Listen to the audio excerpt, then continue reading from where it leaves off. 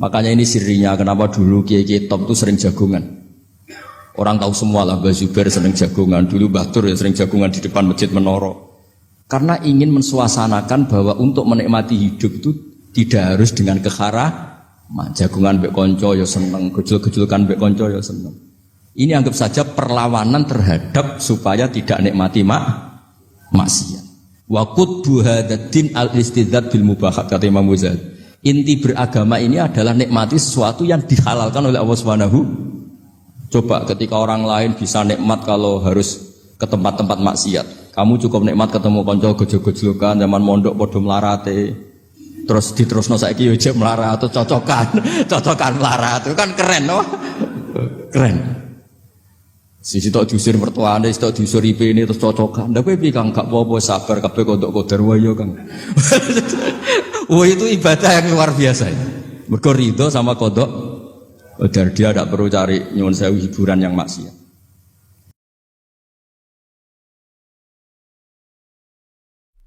Assalamualaikum warahmatullahi wabarakatuh. Waalaikumsalam warahmatullahi wabarakatuh. Bismillahirrahmanirrahim. Rabbi shrah li sadri wa yassir li amri wahlul 'uqdatam min lisani yafqahu qawli. Allahumma shalli wa sallim wa barik ala sayyidina Maulana Muhammadin wa ala alihi wa sahbihi ajmain amma ba'du. Bismillahirrahmanirrahim. Watsani asyara assalam. Ya kita tahu secara i'rab kalau sani pakai i'rab isim mangkus, tapi untuk asyara tetap mabni nasab. Mabni fathah maksudnya. Jadi semua ulama ngendikan adat mulai ahada asyara sampai tis'ata asyara tetap berstatus mabni apa? Fathah. Sehingga di Quran inni ra'aitu ahada asyara kaukaba. Terus di surat Mudassir alaiha tis'ata asyar. Padahal itu jadi mubtada muakhir. Berarti alaiha itu tetap yang ngatasin rokok tis'ata asyara utawi 19.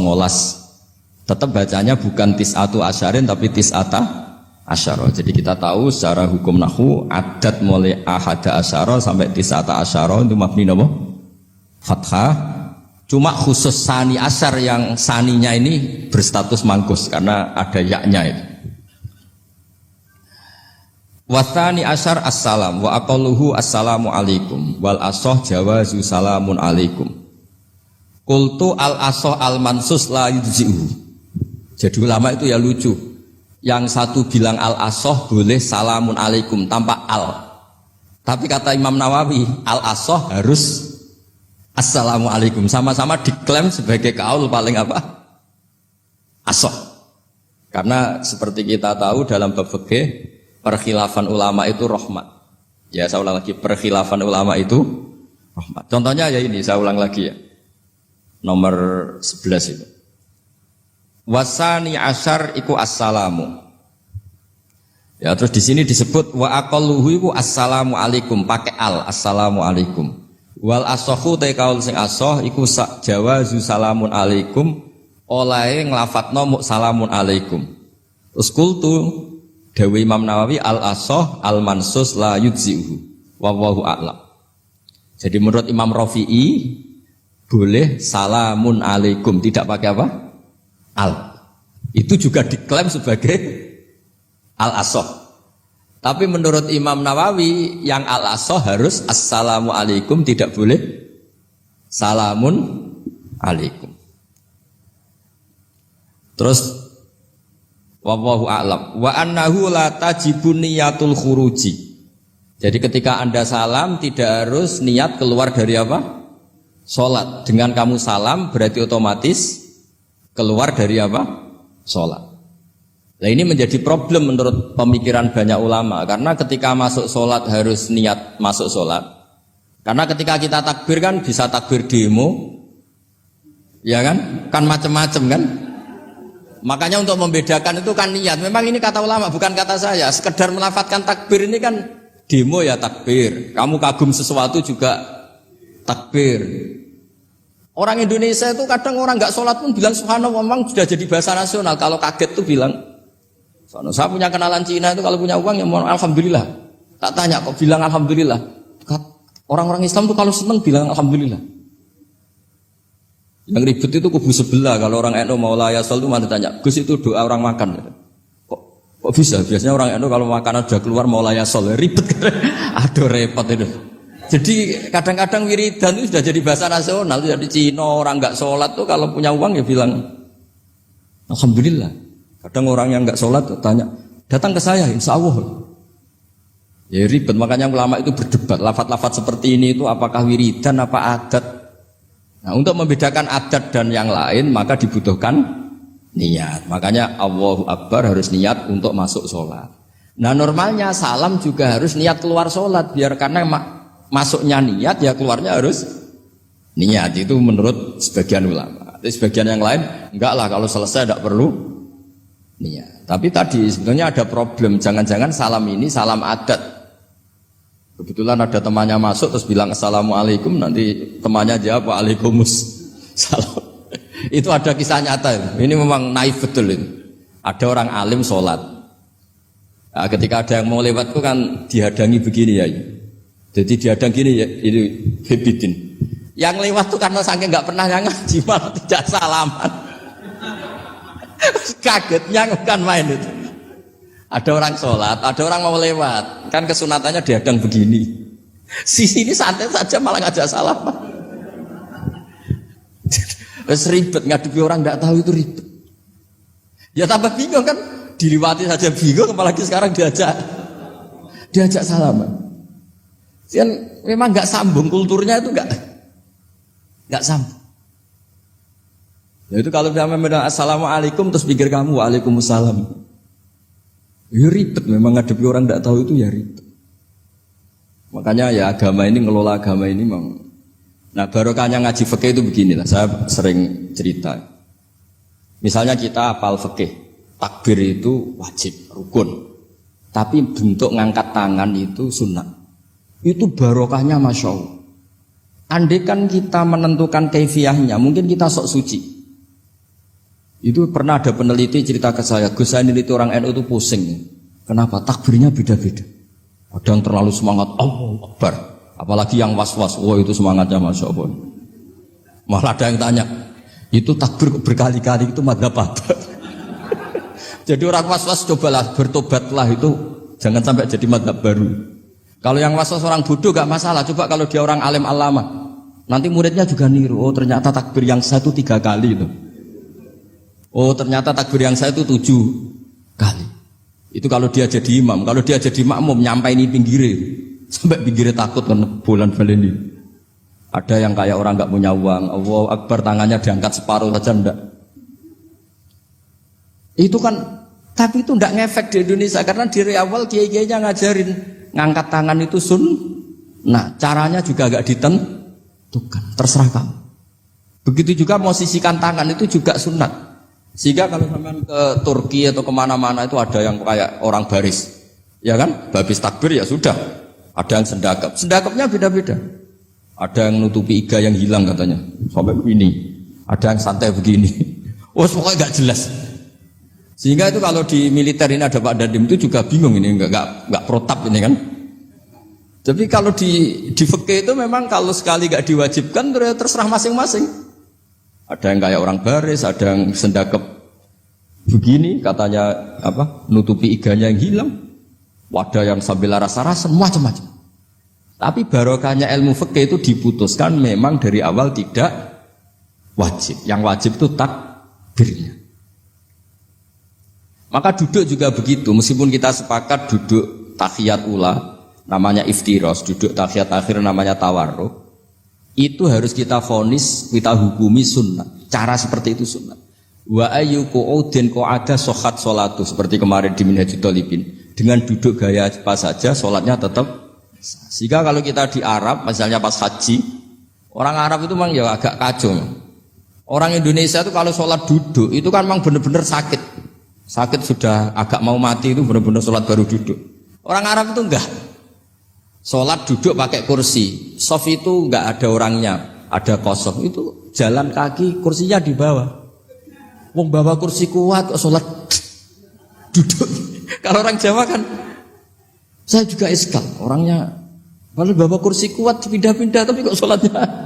Kalau orang Jawa agak kebayang, kalau sholat duduk emang bener-bener sakit. Terus saya pernah ditanya lagi sama orang, Gus, di Mekah itu kok banyak orang bawa HP, terus kalau ditelepon diangkat soli, itu mazhab apa? Mazhab geblek kata saya. Tapi ini kan orang Arab, kan seakan-akan terus mewakili internasional kan, karena pusat banyak tuh. Ditelepon digoleki telepone wong sae wakeh golek ini tok wis kangelan ya. Warang ketemu soli paten. Nah, kita kan diajarin di kiai Indonesia kalau itu membatalkan apa? Salat. Jadi ribet.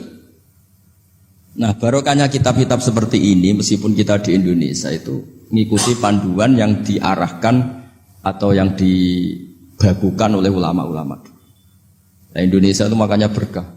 Saya sering ketemu ulama Mekah itu kalau muji haji Indonesia luar biasa. Bukan sekedar sopannya. Memang cara hajinya itu nyari kaul yang disepakati itu sah. Karena memang dilatih KBIH, dilatih Kemenak, masih dilatih kiai setempat.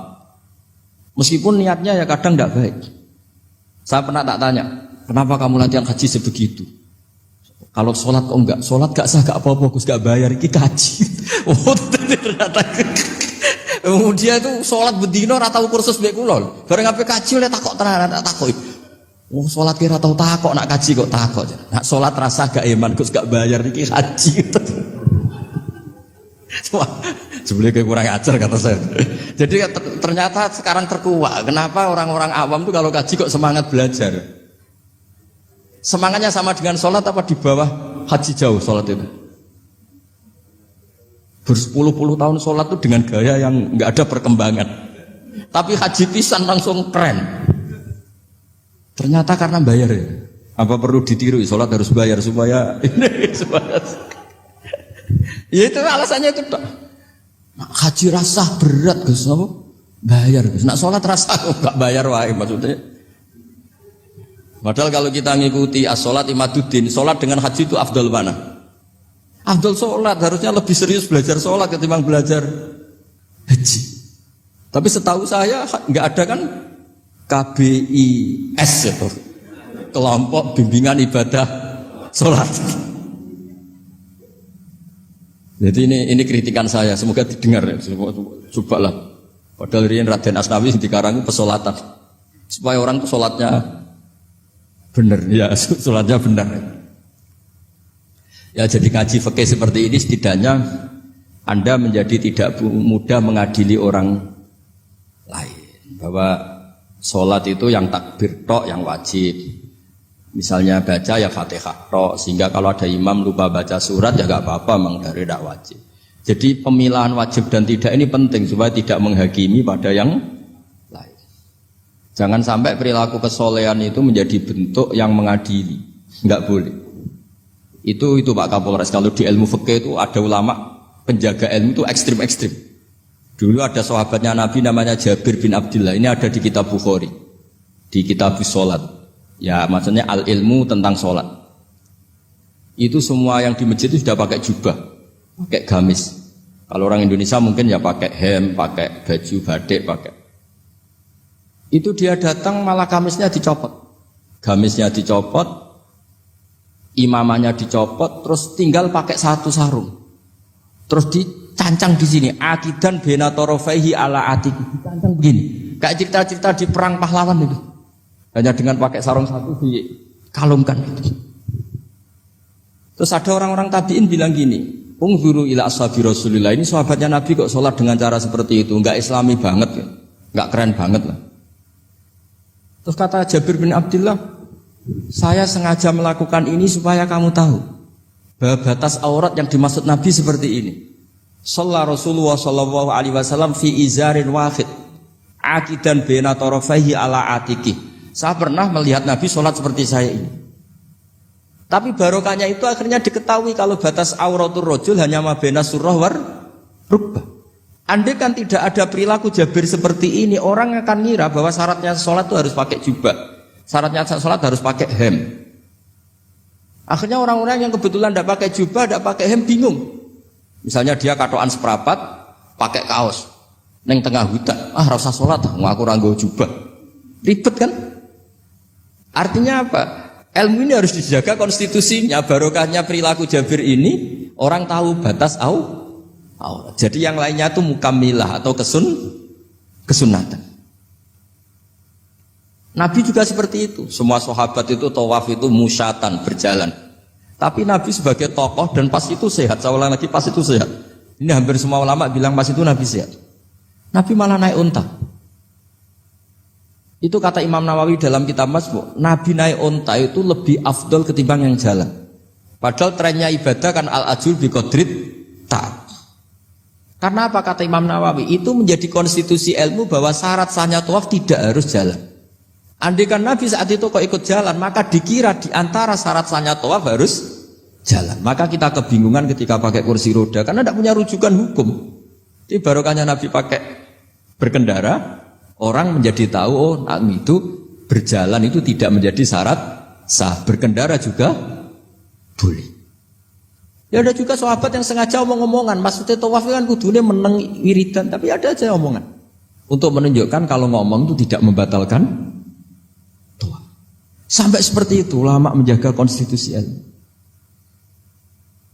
Makanya nyuwun sewu kayak kita ini yang anaknya tokoh, apalagi ini di sini ada Gus Albab, termasuk ada saya, yang anak-anaknya tokoh itu memang sudah harus mulai biasa lah.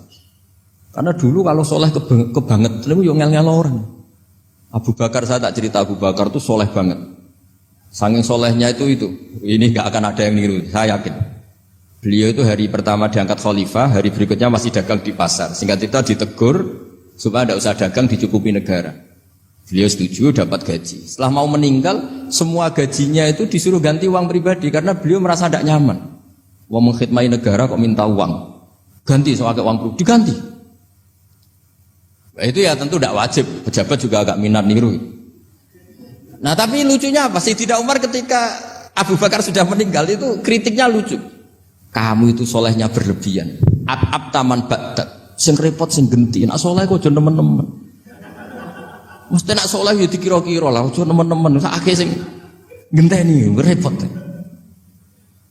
Makanya saya sering jagungan sama putra-putrane Mbah Mun itu keluarnya gitu. Abai wis alim, ganteng, pengaruhnya gede, diterima semua pihak, repot sing gede.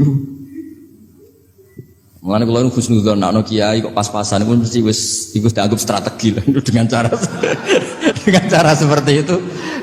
Loh iya loh, kalau misalnya kita hanya Kapolres itu anak kita kan bisa Kapolda. Tapi kalau kita sudah Kapolri itu anaknya juga jadi Kapolda belum kayak bapaknya kan. Jadi Kapolres belum kayak. Jadi kalau bapaknya hanya Kapolres kan anaknya masih gampang lah nanti Kapolda sudah ngelangkai kan. Jadi kadang-kadang itu artinya ulama dulu itu hebat cara. Makanya kamu jangan kaya-kaya banget, jangan sukses-sukses banget. Kasihan anak kamu nanti ini. Kasihan deh. Makanya saya sebenarnya jadi kiai itu yang ingin bener-bener banget, tapi saya santriku lah kira-kira. Ini bukan justifikasi, tapi ini cerita saja cerita. Jadi di antara makalahnya Sayyidina Umar yang terkenal itu komentar Abu Bakar itu at-abta man ba'dak. At-abta ngel-ngel no siro man ing wong ba'daka sauste siro. Kowe iku terlalu bener sing repot aku iki penggantimu. Enggak aku maksa soleh tetep ora koyo Abu Bakar. Maksa soleh nek koyo kowe nek soleh kira-kira lah aja nemen-nemen gitu dadi penggantinya itu.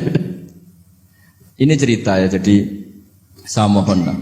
Nah, barokahnya itu juga kesolehan yang massal itu diakui oleh ulama. Termasuk begini misalnya nyuwun sewu, Nabi itu menyebut kesolehan itu ya termasuk wa fi buti ahadikum sodako, kayak ngeloni bojomu ya sodako. Ayati ahaduna syahwatahu wa walahu ajrun. Masa urusan gitu dapat pahala ya Rasulullah? Jawabnya Nabi enteng. Alai salawadu'aha fi haramin akana alaihi wizrun. Kalau dia begitu sama selain istrinya kan dosa ya, berarti kalau sama istrinya ibadah, tidur ya ibadah, kumpul istri ibadah, bercengkrama sama keluarga ibadah. Akhirnya ulama bikin satu hukum yang luar biasa. Di antara hukum yang di kitab usul fikih itu begini, mubah itu udah ada. Ithmamin mubahin illa wa yatahaqqaqu bihi tarku haramimma. Fa'il zamu minas sukun tarkul qatli wa minas sukut tarkul qadzaf wal ghibah. Sehingga kita ulama misalnya melihat orang kampung sekatokan seprapat ning omah ngomel mbek bojone, mbok ngomel mbek anake, ini luar biasa karena ndak di diskotik, ndak di tempat-tempat yang seperti itu. Ana wong ning omah nglamun rokokan, delok tikus liwat Lumayan ra delok gambar porno. Itu ada ulama yang berpikir itu karena tidak ada sesuatu yang mubah kamu lakukan kecuali saat itu Anda meninggalkan keharaman. Makanya kata ulama, mubah itu tidak ada. Karena saat melakukan mubah artinya Anda tarkul haram. Wa tarkul haram wajib, berarti fal mubah wajib. Sehingga ulama misalnya sampean turu mulai barisan nanti subuh, hadza taraka zina wa taraka sariqah wa taraka kadza wa kadza. Semoga malaikat pakai usul fikih itu. Kalau malaikat pakai usul fikih itu kamu tidur habis isya sampai subuh, hadza tarakal ma'asi kasirah. Lah yang ribet kalau malaikatnya bagian khusuk, hadza tarakat tahajud wa tarakal witra wa tarakal itu ribet itu. Nah, kita semoga malaikatnya yang percaya pendapat tadi. Jadi ada dua pandangan, ada ulama mengatakan mubah itu tidak ada karena tidak ada orang yang sedang melakukan mubah kecuali saat itu pasti meninggalkan keharaman. Makanya ini sirinya kenapa dulu kiai-kiai top itu sering jagungan. Orang tahu semua lah, Mbah Zubair sering jagungan, dulu Mbah Tur ya sering jagungan di depan Masjid Menoro. Karena ingin mensuasanakan bahwa untuk menikmati hidup itu tidak harus dengan keharaman. Jagungan mbek konco ya seneng, gejul-gejulkan mbek konco ya seneng. Ini anggap saja perlawanan terhadap supaya tidak nikmati maksiat. Wa qutbu hadzal al-istidzad bil mubahat kata Imam Ghazali. Inti beragama ini adalah nikmati sesuatu yang dihalalkan oleh Allah Subhanahu. Coba ketika orang lain bisa nikmat kalau harus ke tempat-tempat maksiat, kamu cukup nikmat ketemu kanca gejol-gejolkan zaman mondok padha mlarate. Terus diterusno saiki yo jek melarat atau cocokan melarat itu kan keren loh. Keren. Sisi tok diusir mertuane, tok diusir ipene terus cocokan. Ndak kowe piye Kang gak apa-apa sabar kabeh kodok-kodar wae yo Kang. Wah itu ibadah yang luar biasa. Mergo ridho sama kodok. Kodar dia tidak perlu cari nyuwun sewu hiburan yang maksiat. Nah, saya berharap ulama-ulama Indonesia itu mengikuti jejak ulama dulu. Ulama dulu itu kalau ibadah itu ya seperti itu. Jadi jangan hanya melihat ini semalaman kok tidur, tidak witir, tidak tahajud. Oke, dia memang enggak afdol, enggak sempurna lah, macam kiai pas-pasan naik kan. Tapi ya jangan lihat tarokal witro wa tarokat tahajud, tapi kamu juga harus lihat tarokal dahab ila nikla wa tarokat dahab ila mahalil mak. Siapa yo sekali-kali muji orang susahnya apa sih? Suudzon itu dikurangi lah, sekali-kali muji orang lah.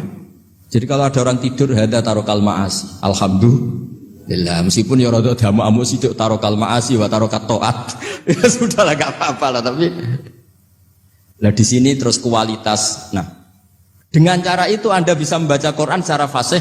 Wa min ayatihi manamukum billaili wan nahar. Lu kenapa sekedar tidur kok dianggap wa min ayatihi? Di mana-mana ayat itu kan hal-hal yang luar.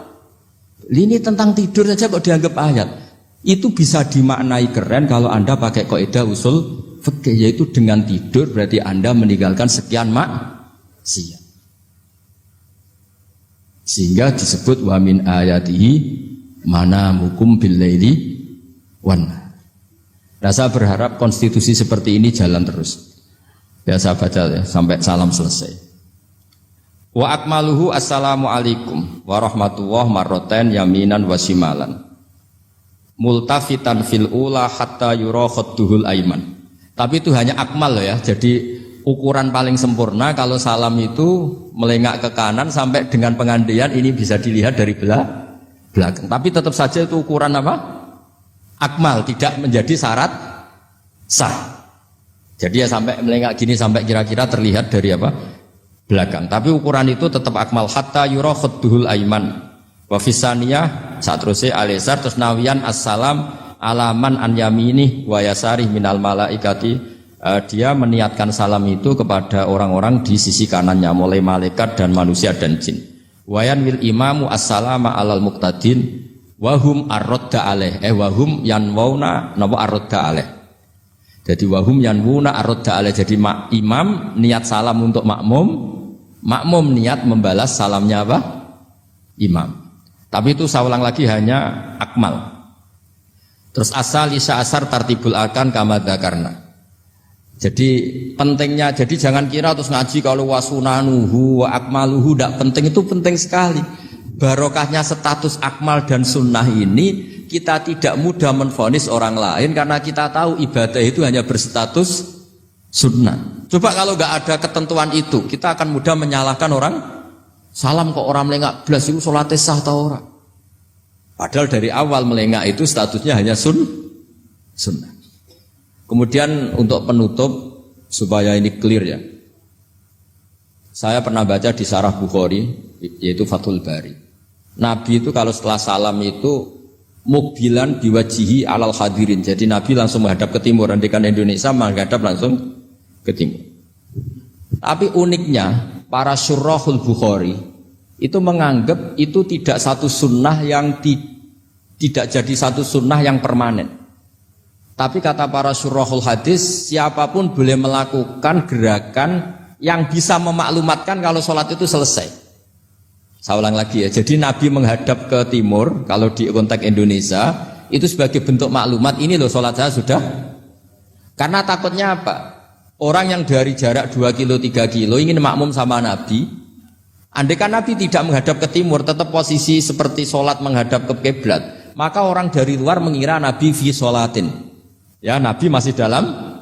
Bahayanya apa? Kalau orang ini langsung takbir, usolli fardhu zuhri, misalnya makmuman, ternyata Nabi sudah sholat. Berarti sholatnya enggak sah. Kenapa? Irtibatus sholat atau robtus sholat biman huwa laisa fi sholatin. Dia menggantungkan sholat dengan orang yang sudah tidak. Dan itu bahaya sekali. Masa kamu sholat makmum sama orang yang sudah tidak. Nah semenjak itu terus ada aturannya ulama. Siapapun yang jadi imam harus memaklumatkan diri dengan cara apa saja supaya menunjukkan kalau sholat itu selesai. Makanya adat kiai-kiai kita tetap menghadap kiblat tapi namanya astagfirullahaladzim. Itu sebetulnya memaklumatkan. Lo nak niat banter nyentak pangeran masuk istighfar biadre gak sopan belas astagfirullahaladzim.